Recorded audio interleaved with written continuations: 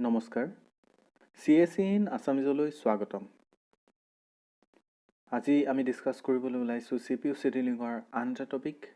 First কাম first সাৰ্ভ বা FCFS আৰু মই নিলুত পলকগৈ প্ৰথমতে আমি জানি লওঁ FCFS আসলতে হয় কি বা ই কেনেকৈ কাম কৰে The process that comes first is scheduled to be processed first মানে যেটো process প্ৰথমতে আহিছে সেই processটোক আগতীয়াকৈ schedule কৰা হয় Or the process that requests the CPU first is allocated the CPU first. মানে যেটো process প্ৰথমতে CPU টো request পঠাইছে সেই process টো প্ৰথমতে CPU টো allocate কৰিছে FCFS ত কি mechanism use হৈছে বুলি ক'লে আমি ক'ব পাৰো যে FIFO is implemented in FCFS scheduling. এই লাইনটোৱে এইটো বুজাইছে যে যি process আগতীয়াকৈ আহিব তাৰ executionও আগতীয়াকৈ হ'ব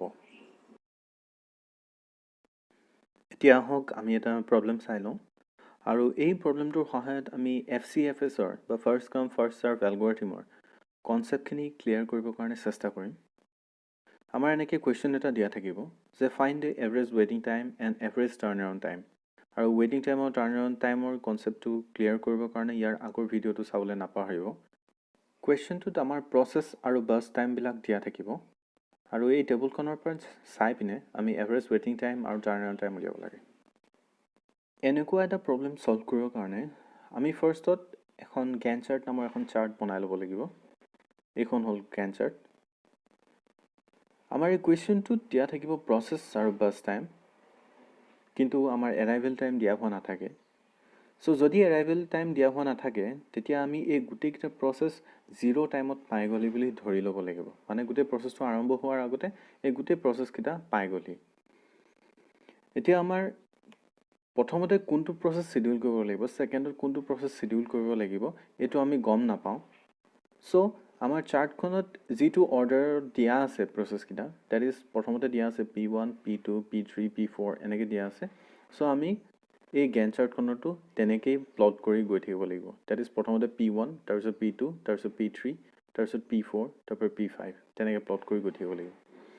এতিয়া এই গ্যান্ট চাৰ্টখনত কিমানটা ঘৰ হ'ব বা কিমানটা ব্লকছ হ'ব এইটো হিসাব কৰিবৰ কাৰণে আমি এই বাছ টাইমৰ টোটালটো উলিয়াই ল'ব লাগিব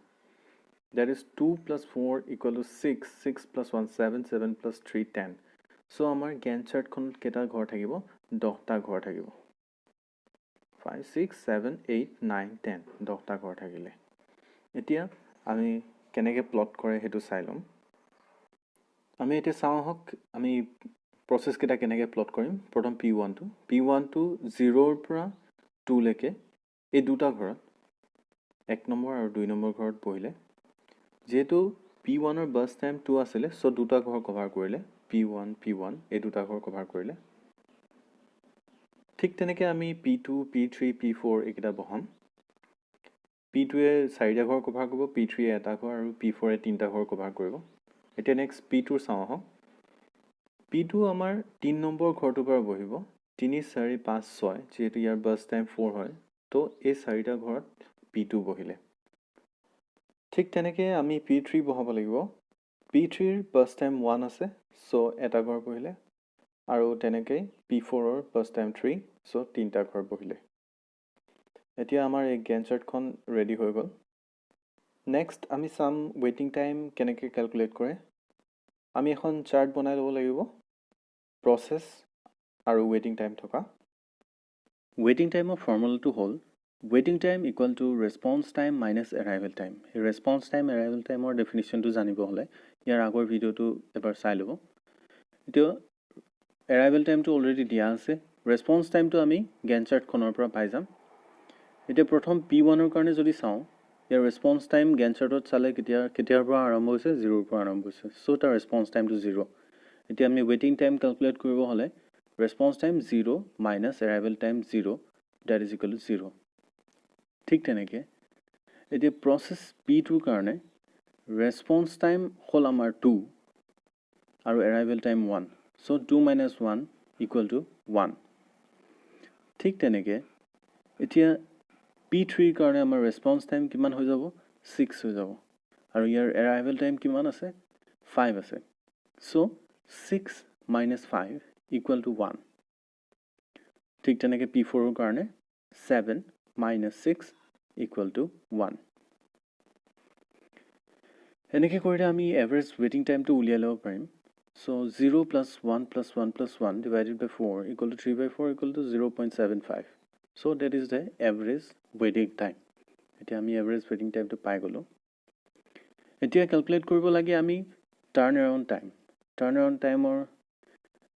formula to hold burst time plus waiting time. Burst time to আমাৰ দিয়া আছে already আৰু waiting time to আমি ইয়াৰ আগৰ chart খনত পাই গলো. So এইকেইটা sum কৰিলে মানে আমি পাই যাম P1 ৰ কাৰণে 2 plus 0, P2 ৰ কাৰণে 4 plus 1 equal to 5.